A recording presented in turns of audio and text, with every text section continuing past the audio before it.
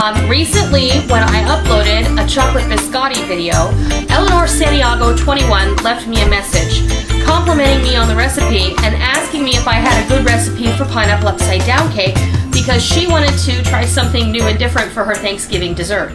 Well, she was reading my mind because I was getting ready to make you this recipe anyway, but I just wanted to give her a shout out and I wanted to say thank you for watching and commenting, and here is my recipe for pineapple upside down cake. This is really simple and you're going to love it. It's delicious and it's easy. This does involve a cake mix. This is the only cake mix I ever use, is the Duncan Hines Moist Deluxe. You're going to need 1 pineapple supreme cake mix. In lieu of that, you can use a yellow cake mix, but it just won't be as pineapple-y. And we're going to use a 1/2 cup of oil. We're going to use 1 instant vanilla pudding. This is the small box. We're going to use we're going to definitely need 1 can of pineapple slices, and we most likely will need 1.5 cans. We will be using 1 cup of the pineapple juice that is drained out of these cans. For the upside down part, we're going to need a stick of melted butter, which I'm going to go ahead and put in the microwave, a cup of brown sugar, and some maraschino cherries, which I have off to the side here in my extra giant Mondo jar from Sam's Club. And we're going to need 4 eggs. So before we get started, let me go ahead and put this butter in the microwave.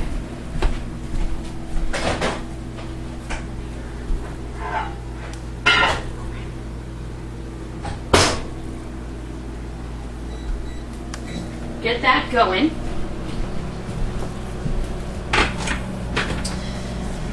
And then let's get our mix together. First of all, let me get our cup of liquid out of these cans.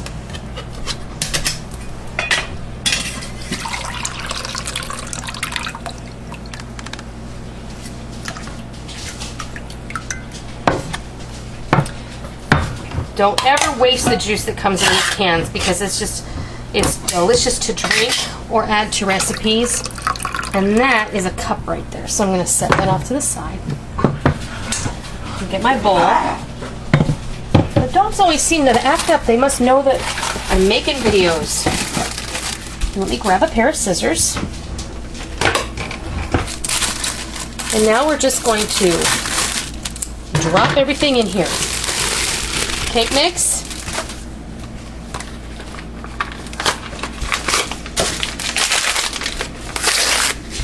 Vanilla pudding mix. 4 eggs.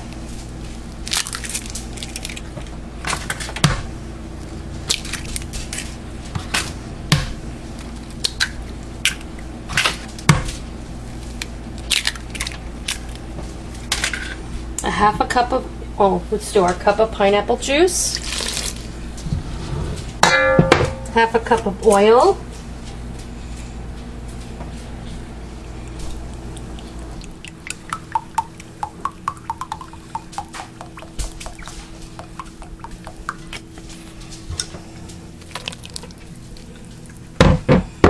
And that's it. Let's get this mixing. And while this is mixing, we're going to go ahead and prepare our pan. I have preheated my oven to 350 degrees. Let me go grab my melted butter. Move all this off to the side here.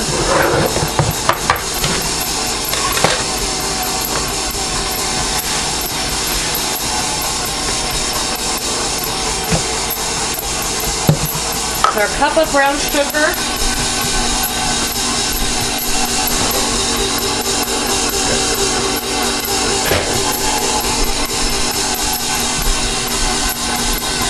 Our melted butter. And we're going to get our hands in here.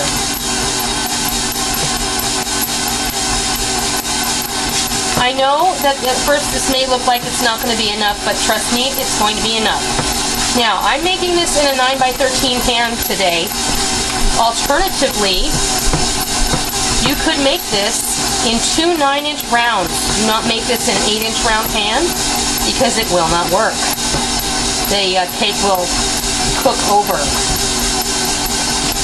Get that mixed in real good, and using your fingers, if you don't want to use your fingers, I'm not going to force you, but this is the best way I have found to get this in the bottom of the pan, because it evens out the brown sugar, and if there are any lumps in there, you can just kind of smooth them out, and you see how it's kind of mixed in with the butter and it's evened out.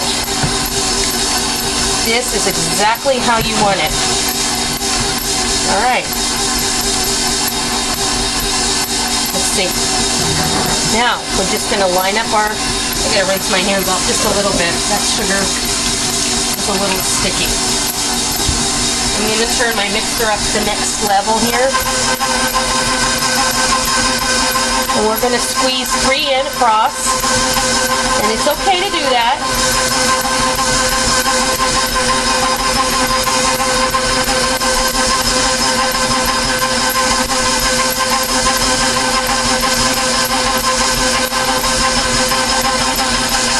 And that's ready. Kind of push them down in there.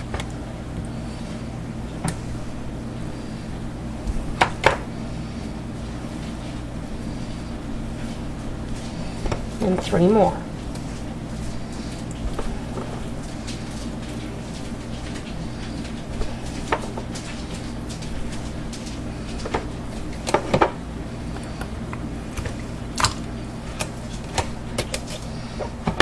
And I used 1 can plus about 3 slices out of the other can. So the kids will just eat that for dessert or breakfast or something. They won't go to waste, I'm certain of it. All right. Now we move on to our cherries. Sorry, honey. Now my hands are all wet. I can't get this lid off. There we go. Now, these cherries have the stems on, so I have to take the stems off. Put a cherry in the middle of each pineapple ring.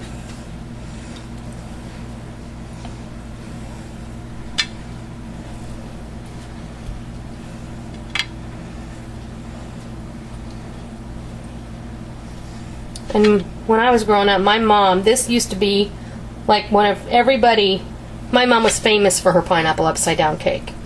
And my mom, when I was growing up, was a caterer and a pastry chef, so I had an excellent teacher, and this is one thing that people always asked her to make.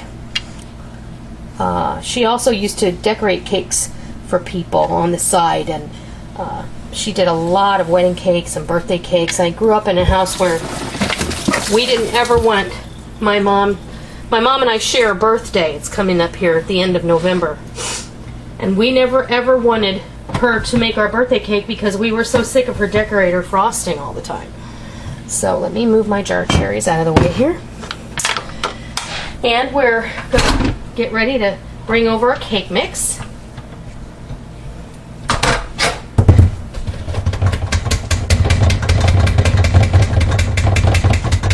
Here we go. Spatula. Give this a stir, and what you're going to want to do is just evenly pour it over the top. And make sure you scrape out every last bit of batter. My kids get irritated with me because I'm a very good bowl scraper. There's very little left for them to lick out of the bowl at the end of the the recipe. So now, just spread it out evenly. Don't get alarmed if you see some of that butter coming up over the edge. It's perfectly fine. But you don't want to dislodge the fruit in the bottom, so just be really careful, but make sure that you get that batter into the corners.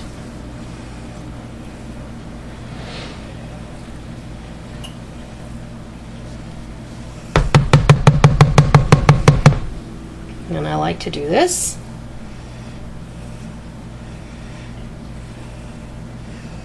And don't be too worried, because that batter's going to settle in that pan once it sits in the oven for a few minutes. So And then the last thing I like to do, I like to give it a little wrap on the counter. And we're ready to put it in the oven. In case you missed it, I preheated my oven to 350 degrees.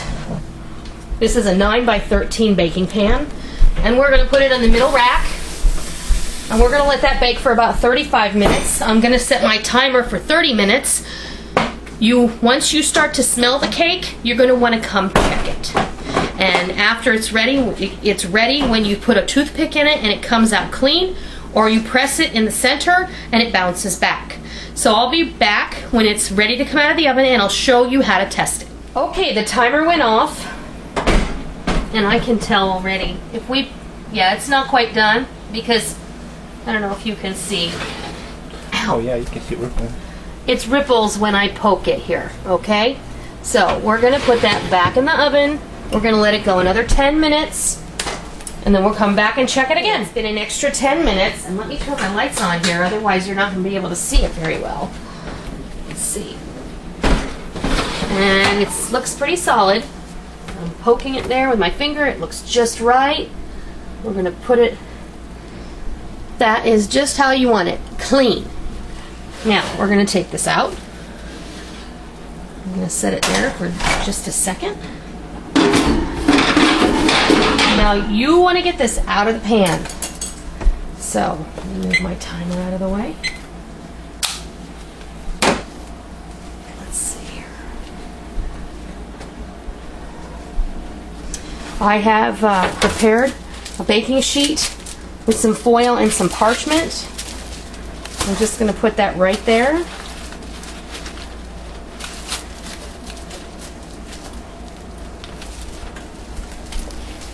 I'm going to flip it.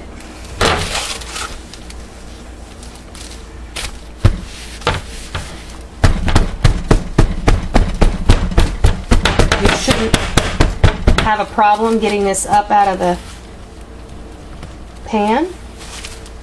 Famous last words. Excuse me, honey, I'm going to come over this way.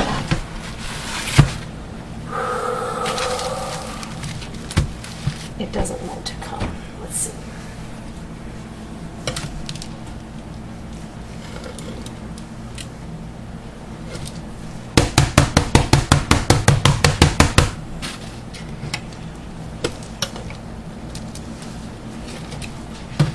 Okay, this is not a tragedy. You just set those right in there where they came from.